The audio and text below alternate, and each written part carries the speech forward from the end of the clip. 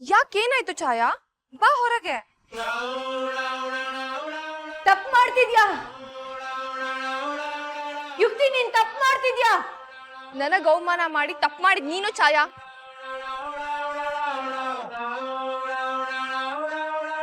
ಇವತ್ ಮನೆಯವ್ರಿಗೆಲ್ಲ ಗೊತ್ತಾಗುತ್ತೆ ನೀನೆಂತ ಮೋಸ ಮಾಡ್ತಾ ಇದ್ಯಾ ಅಂತ. ಬಾ ಹೊರಗೆ.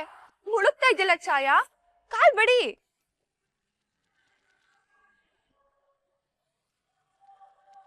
ಸ್ವಿಮ್ಮಿಂಗ್ ಹಾಗೆ ಮಾಡೋದು, ಕಾಲ್ ಯೂಸ್ ಮಾಡು.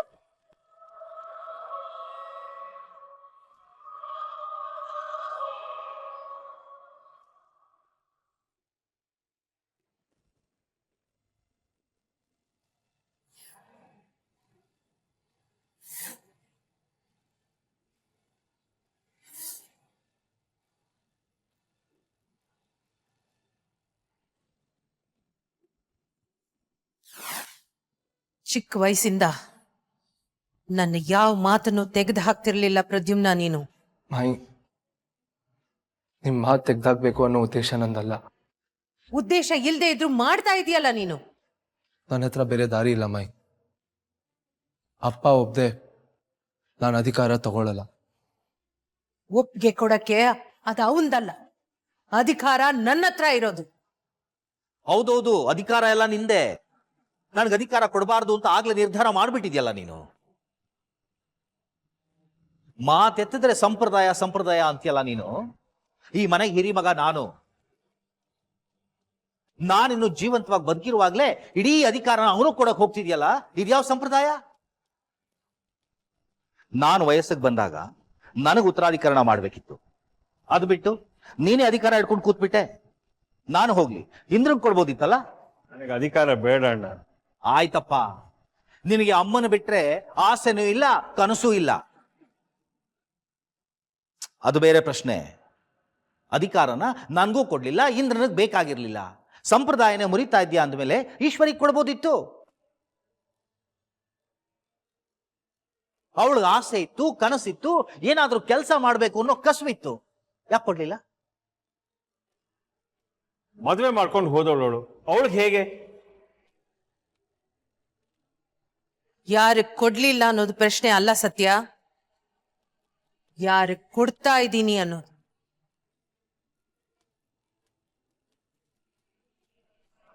ನಿನ್ನಲ್ಲಿ ಆ ಯೋಗ್ಯತೆ ನನಗೆ ಕಾಣಿಸ್ಲಿಲ್ಲ.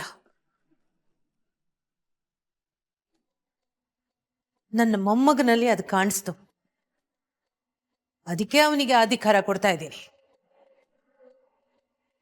ಸಂಪ್ರದಾಯದ ಜೊತೆ ಪ್ರಜ್ಞೆನೂ ಇದೆ ನನಗೆ. ನೀವು ಹೇಳೋದೆಲ್ಲ ಸರಿನೇ ಮಾಯಿ. ನಾನು ಯಾವತ್ತೂ ಇಲ್ಲ ಅಂತ ಹೇಳಲ್ಲ. ನಿಮಗೆ ನಾನು ಯೋಗ್ಯ ಅನ್ಸಿದ್ನಲ್ಲ, ಆ ಖುಷಿ ಇದೆ ನನಗೆ. ಆದರೆ ಅಪ್ಪ ಒಬ್ಬದೆ ನನಗೆ ಈ ಅಧಿಕಾರ ಬೇಡ.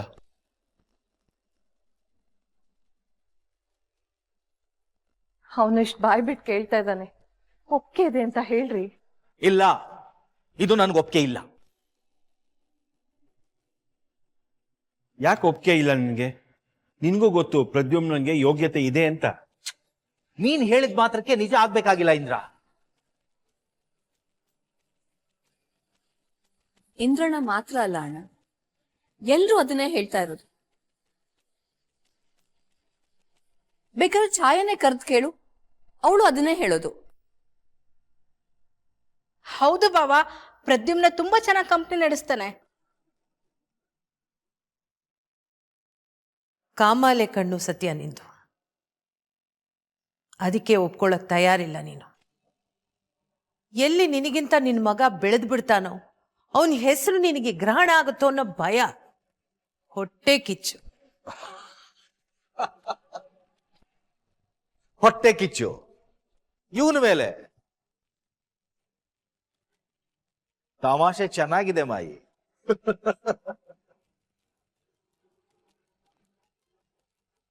ಒಟ್ಟಿನಲ್ಲಿ ನಿನ್ನ ಮೊಮ್ಮಗನಿಗೆ ಅಧಿಕಾರ ಕೊಡಬೇಕು, ಅದು ನಿನ್ನ ಆಸೆ. ಆಗ್ಲಿ, ಇದಕ್ಕೆ ನನ್ನ ಒಪ್ಪಿಗೆ ಇದೆ.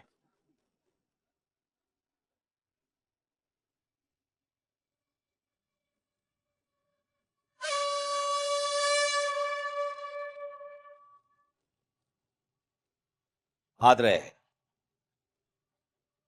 ಒಂದು ಷರತ್ತಿನ ಮೇಲೆ. ಏನದು? ನಿನಗೂ ನೆನಪಿರ್ಬೋದು, ರಾಜರ ಆಸ್ಥಾನದಲ್ಲಿ ಉತ್ತರಾಧಿಕಾರಕ್ಕೆ ಮುಂಚೆ ಯಾರನ್ನ ಆಯ್ಕೆ ಮಾಡ್ತೀವೋ ಅವರು ಅರಣ್ಯ ಪ್ರವೇಶ ಮಾಡಬೇಕಿತ್ತು. ಇವನು ಅರಣ್ಯ ಪ್ರವೇಶ ಮಾಡಲಿ, ಆಗ ನಾನು ಒಪ್ಕೊಳ್ತೀನಿ.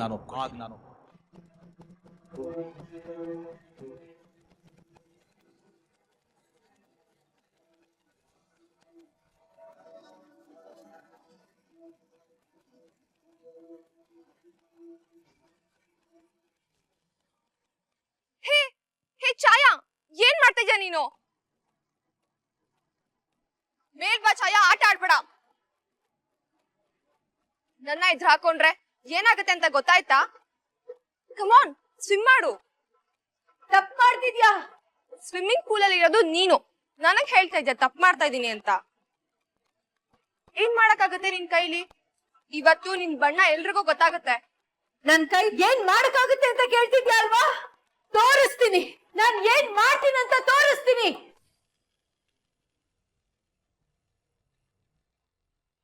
ನಾನ್ ಸತ್ರು ನನ್ನ ಹಠ ಬಿಡೋದಿಲ್ಲ. ಹೇ ಛಾಯಾ, ಏನ್ ಮಾಡ್ತಾ ಇದ್ಯಾ ನೀನು? ಛಾಯಾ, ಸ್ವಿಮ್ ಮಾಡು ಛಾಯಾ.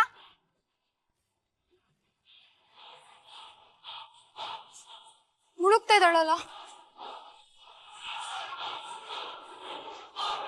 ಛಾಯಾ, ಸ್ವಿಮ್ ಮಾಡು ಛಾಯಾ. ನೀನ್ ನಿಜವಾಗ್ಲೂ ಸತ್ತೋದ್ರೆ ಎಲ್ಲ ನನ್ ಮೇಲೆ ಬಂದ್ಬಿಡುತ್ತೆ. ಏನ್ ಮಾಡ್ಲಿ ಈಗ?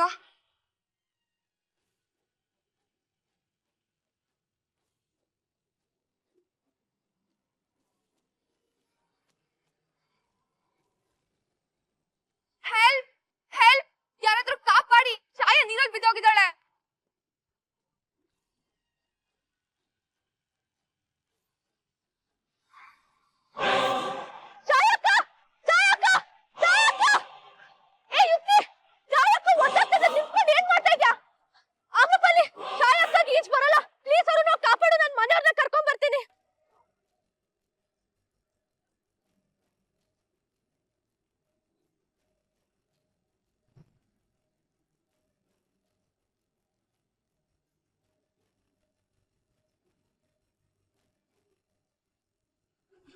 ಅಯ್ಯೋ ಅಮ್ರಪಾಲಿ, ಪ್ಲೀಸ್ ಕಾಪಾಡು ಅವಳನ್ನ. ಏನಾದ್ರೂ ಆಗ್ಬಿಟ್ರೆ ನನ್ ಮೇಲೆ ಬಂದ್ಬಿಡುತ್ತೆ.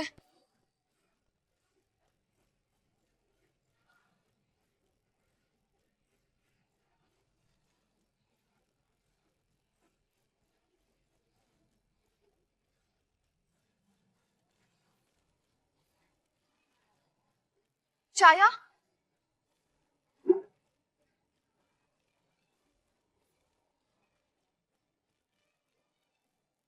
ಎತ್ತಿ ಈ ಕುರ್ಚಿಯನ್ನು ತೆಗೆದುಕೋ.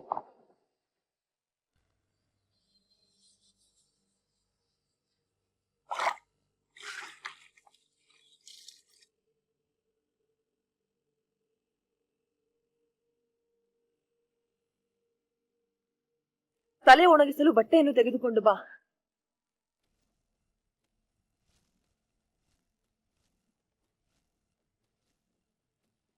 ಸರಿ ಅಮ್ರಪಾಲಿ.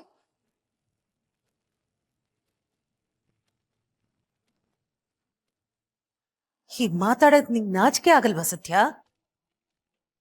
ನಿನ್ ಮಗ ಸಾಯ್ಬೇಕು ಅಂತ ಮಾಡಿದ್ಯಾ ಸತ್ಯ? ರೀ, ಏನ್ರಿ ಅರಣ್ಯ ಪ್ರವೇಶ ಅಂದ್ರೆ? ಹಿಂದಿನ ಕಾಲದಲ್ಲಿ ಮಾಡ್ತಾ ಇದ್ದಿದ್ ಶಾಸ್ತ್ರಾದೇವಿಯಾನಿ. ಒಂದ್ ರಾತ್ರಿ ಒಬ್ರೇ ಕಾಡಲ್ಲಿ ಕಳೆದು ಬರ್ಬೇಕಾಗಿತ್ತು. ಆಗ್ಲೇ ಉತ್ತರಾಧಿಕರಣಕ್ಕೆ ಯೋಗ್ಯ ಅಂತ ಒಪ್ಕೊಳ್ತಾ ಇದ್ದಿದ್ದು.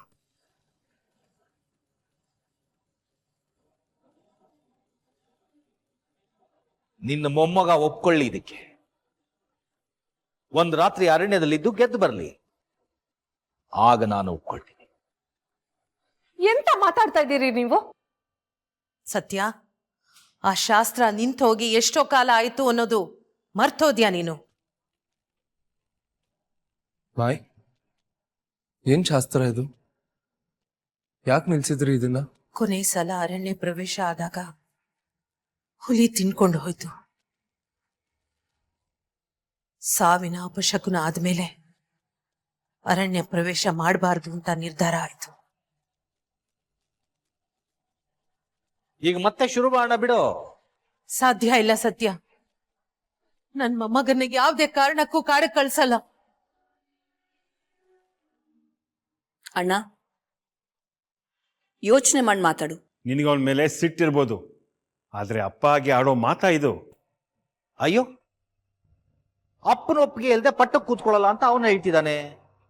ನೀವೆಲ್ಲ ಒಪ್ಕೋ ಅಂತ ಬಲವಂತ ಮಾಡ್ತಿದ್ದೀರಾ. ನಾನು ಒಪ್ಕೋಬೇಕಂದ್ರೆ ಏನ್ ಮಾಡ್ಬೇಕು ಅಂತ ಅವನಿಗೆ ಹೇಳ್ತಿದ್ದೀನಿ, ಅವನು ಮಾಡ್ಬೇಕು ಅಷ್ಟೇ.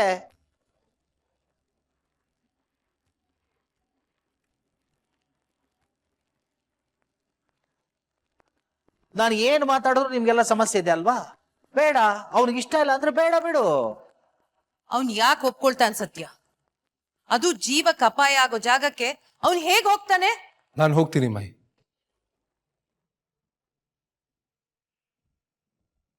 ನನಗೊಪ್ಪಿಗೆ ಇದೆ.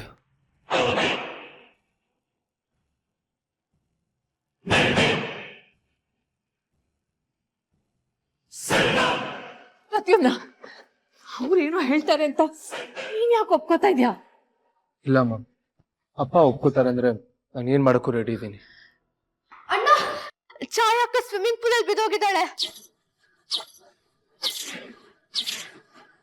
ಏಯ್, ಸುಳ್ಳು ಹೇಳ್ತಿಲ್ಲ ತಾನೆ? ಇಲ್ಲ ಅಮ್ಮ, ಈ ವಿಷಯದಲ್ಲಿ ಯಾರಾದ್ರೂ ಸುಳ್ಳು ಹೇಳ್ತಾರ? ಬನ್ನಿ ನೀವೆಲ್ಲ.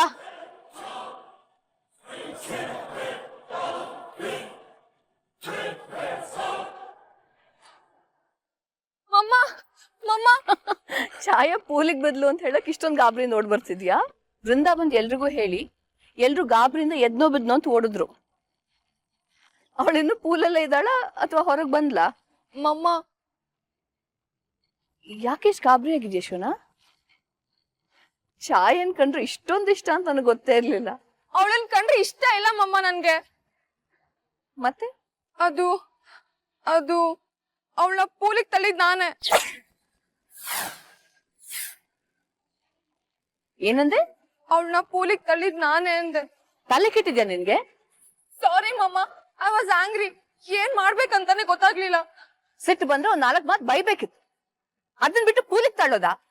ಬೈಬೇಡ ಮಮ್ಮ, ಆಲ್ರೆಡಿ ನಂಗೆ ಕೈಕಲ್ ಶೇಕ್ ಆಗ್ತಾ ಇದೆ. ಏನ್ ಮಾಡ್ಬೇಕಂತ ಗೊತ್ತಾಗ್ತಾ ಇಲ್ಲ. ಎಲ್ರಿಗೂ ವಿಷಯ ಗೊತ್ತಾಗುತ್ತೆ, ಪ್ರದ್ಯುಮ್ನ ವಿಲ್ ಹೇಟ್ ಮೀ. ಅವನು ನನ್ನ ಮನೆಯಿಂದ ಹೊರಗಡೆ ಹಾಕ್ಬಿಡ್ತಾನೆ. ಇಲ್ಲ ಅಂದ್ರೆ ಅವನನ್ನ ಸಾಯಿಸೇ ಬಿಡ್ತಾನೆ. ಹೆಲ್ ಕಿಲ್ ಮೀ. ಹಾಗೇನೋ ಆಗಲ್ಲ. ಹೌದು ಏನು? ಹೇಗ್ ಗೊತ್ತು ನಿನ್ಗೆ? ಯಾಕಂದ್ರೆ ನಿಮ್ಮಮ್ಮ ಈಶ್ವರಿ ನಿನಗಿಂತ ಬುದ್ಧಿವಂತ. ನಾನ್ ನೋಡ್ಕೋತೀನಿ, ನಿನಗೇನು ಆಗಲ್ಲ. ನಡಿ.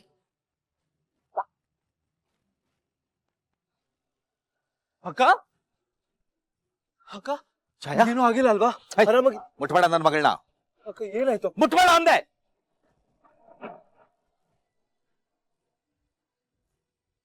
ಛಾಯಾ, ನೀನ್ ಆರಾಮಾಗಿದ್ಯಾ ತಾನೆ? ಹಿಂಗೇನಾಗಿಲ್ಲ ಅಲ್ಲ? ನಂಗೇನೂ ಆಗಿಲ್ಲ ಅಮ್ಮ, ನಾನು ಚೆನ್ನಾಗೇ ಇದ್ದೀನಿ. ನಿನಗೆ ನನ್ನ ಮಗಳು ಜೀವ ತಿನ್ಕೊಳ್ಳೋ ತನಕ ಸಮಾಧಾನ ಇಲ್ಲ ಅಲ್ವಾ? ಸತ್ಯ, ಇದರಲ್ಲಿ ಪ್ರದ್ಯುಮ್ನನ್ ತಪ್ಪೇನಿದೆ? ಅವ್ನ್ ನಮ್ ಜೊತೆಗೆ ಒಳಗಿದ್ದ ಅನ್ನೋದನ್ನ ಮರ್ತ್ ಬಿಟ್ಯಾ ನೀನು? ನಾನು ಯಾವ್ದನ್ನು ಮರ್ತಿಲ್ಲ ಮಾಯಿ. ನಗ್ನಗ್ತಾ ಎಲ್ರ ಹಾಗೆ ಕುಣ್ಕೊಂಡು ಓಡಾಡ್ತಿದ್ದ ನನ್ನ ಮಗಳು ಜೀವನ್ ಪರ್ಯಂತ ವೀಲ್ ಚೇರ್ ಮೇಲೆ ಕೂತ್ಕೊಳ್ಳೋ ಹಾಗೆ ಮಾಡಿದ್ ಯಾರು ಅನ್ನೋದನ್ನು ನಾನು ಮರ್ತಿಲ್ಲ.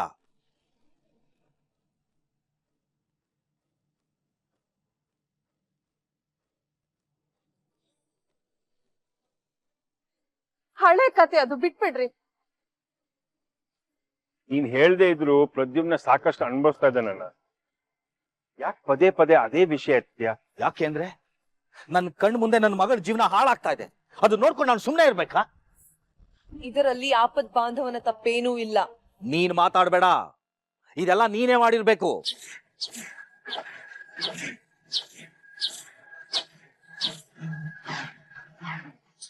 ದೊಡ್ಡಪ್ಪ, ಆಮ್ರಪಾಲಿನೇ ನೀರಿಗೆ ಹಾರಿ ಅಕ್ಕ. ಓ, ಕಂತೆಗ್ ತಕ್ ಕೊಂತೆ ಅಂತ ಇವಳ ಜೊತೆ ನೀನು ಸೇರ್ಕೊಂಡಿದ್ಯಾ? ದೊಡ್ಡೂರ್ ಮಾತಾಡ್ಬೇಕ್ರೆ ಮಧ್ಯೆ ಮಾತಾಡ್ಬೇಡ ಅಂತ ಹೇಳಿಲ್ವಾ ನಿನ್ಗೆ? ಇವನು ನಿನ್ನ ನೀ ಮನೆ ಕರ್ಕೊಂಡ್ ಬಂದಾಗ್ಲಿಂದ ಒಂದೇನಾದ್ರೂ ಒಳ್ಳೆ ಕೆಲಸ ಮಾಡಿದ್ಯಾ? ಯಾಕಣ್ಣ, ಪುಟಾಣಿನ ಕಾಡಲ್ಲಿ ಯಾರೋ ಕಿಡ್ನಾಪ್ ಮಾಡ್ಕೊಂಡು ಹೋಗಿದ್ದಾಗ ಕಾಪಾಡಿದ್ದು ಆಮ್ರಪಾಲಿನೇ ಅಂತ ಮರ್ತೋಯ್ತಾ ನಿಂಗೆ? ಪುಟಾಣಿ ಕಾಡ್ಗೆ ಹೋಗೋದಕ್ಕೆ ಇವಳೇ ಕಾರಣ ಇಂದ್ರ. ಇವಳು ನಮ್ಮ ಮನೆಗೆ ಬಂದಿರ್ಲಿಲ್ಲ ಅಂದಿದ್ರೆ ಇವೆಲ್ಲ ಏನು ನಡೀತಾ ಇರ್ಲಿಲ್ಲ. ಆಗ್ಲೇ ಹೇಳಿದ್ನಲ್ಲ, ಕಾಮಾಲೆ ಕಣ್ಣು ನಿಂದು ಯಾವ್ದು ಚೆನ್ನಾಗ್ ಕಾಣಿಸಲ್ಲ. ನೀನ್ ಹಾಗೆ ಅನ್ಕೋ ಮಾಯಿ, ಆದ್ರೆ ನನ್ನ ಮಗಳ ಜೀವನ ಹಾಳಾಗಿರೋದೇನು ಸುಳ್ಳಲ್ವಲ್ಲ. ಅದಕ್ಕೆ ಇವನ್ ಕಾರಣ ಅನ್ನೋದು ಸುಳ್ಳಲ್ವಲ್ಲ.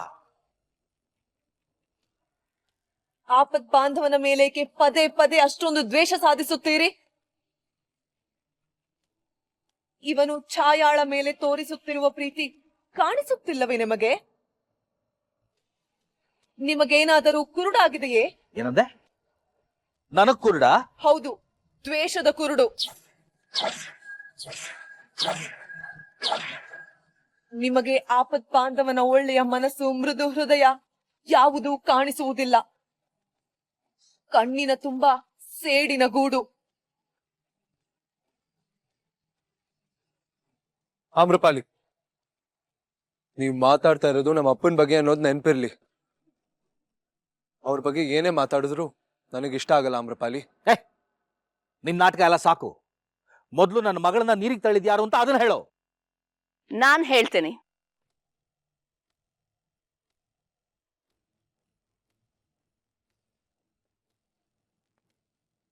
ಛಾಯನ ಪೂಲಲ್ಲಿ ಯಾರು ತಳ್ಳಿದ್ರು ಅಂತ ನಾನ್ ಹೇಳ್ತೀನಿ.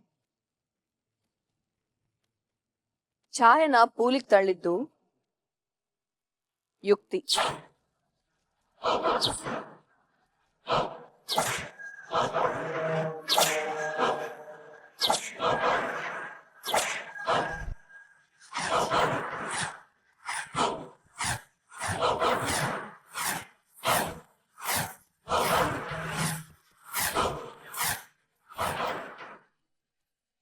ಏನ್ ಮಾತಾಡ್ತಿದ್ಯಾ ಈಶ್ವರಿ?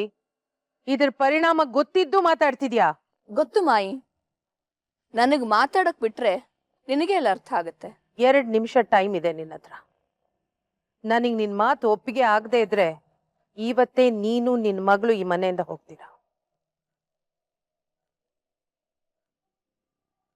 ನಿಮಗ್ ಗೊತ್ತಿದ್ಯೋ ಗೊತ್ತಿಲ್ವೋ, ಕೆಲವು ಸಲ ಮನ್ಸಿಗಾದ ನೋವಿಂದ ದೇಹ ಕೆಲಸ ಮಾಡೋದು ನಿಲ್ಸ್ಬಿಡುತ್ತೆ. ಛಾಯಂಗ್ ಆಗಿದ್ಯಲ್ಲ ಹಾಗೆ. ಇವಳಿಗೆ ನಿಜವಾಗ್ಲೂ ಕಾಲಿಗೇನೂ ಆಗಿಲ್ಲ, ನೋವಾಗಿರೋದು ಮನ್ಸಿಗೆ. ಪುರಾಣ ಎಲ್ಲ ಹೇಳ್ಬೇಡ ಈಶ್ವರಿ. ನಿನ್ನ ಮಗಳು ಯಾಕೆ ಹೀಗೆ ಮಾಡಲು ಮೊದ್ಲು ಅದನ್ನ ಹೇಳು. ಹೇಳ್ತಿದ್ದೀನಣ್ಣ, ಯಾವ ನೋವಿಂದ ಹೀಗಾಗಿರುತ್ತೋ ಮತ್ ಅದೇ ನೋವು ಆದ್ರೆ ಸರಿ ಹೋಗುತ್ತೆ ಅಂತಾರೆ.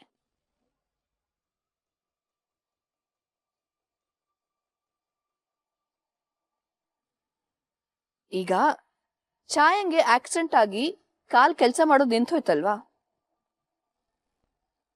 ಮತ್ ಅದೇ ತರದ ಆಘಾತ ಆದ್ರೆ ಇವಳು ಕಾಲ್ ಕೆಲಸ ಮಾಡಬಹುದು. ಅದಕ್ಕೆ ಸ್ವಿಮ್ಮಿಂಗ್ ಪೂಲಿಗೆ ತಳ್ಬಿಟ್ಲಾ? ಯಪ್ಪ, ಎಷ್ಟು ಕೆಟ್ಟ ಮನ್ಸೇ ಯುಕ್ತಿ ನಿಂದು. ನನ್ನ ಮಗಳು ಮನಸ್ಸು ಕೆಟ್ಟದಲ್ಲ. ಛಾಯನ ಪೂಲಕ್ ತಳ್ಳಿದಾಳೆ, ಕೆಟ್ಟ ಮನ್ಸು ಅಲ್ಲ ಅಂತಿದೆ ಈಶ್ವರಿ. ಛಾಯಂಗೆ ನೋವಾಗ್ಲಿ ಅಂತ ತಳ್ಳಿಲ್ಲ ಇವಳು. ಛಾಯ ಮತ್ತೆ ನಡೆಯಕ್ ಆಗ್ಬೋದೇನೋ ಅನ್ನೋ ಯೋಚನೆಯಲ್ಲಿ ತಳ್ಳಿದ್ಲು ಅಷ್ಟೇ.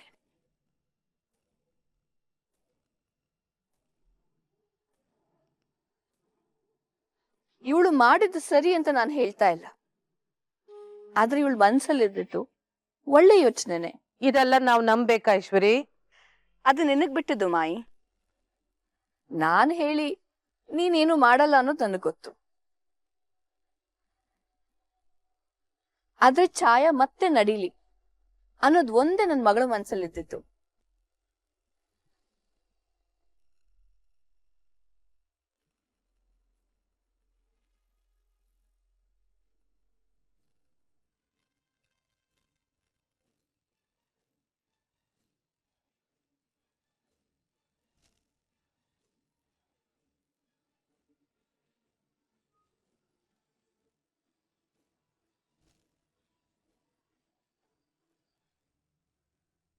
ನೀವು ಹೇಳುವುದು ಸತ್ಯ. ಛಾಯಾಳ ಕಾಲಿಗೆ ಮತ್ತೆ ಶಕ್ತಿ ಬಂದಿದೆ.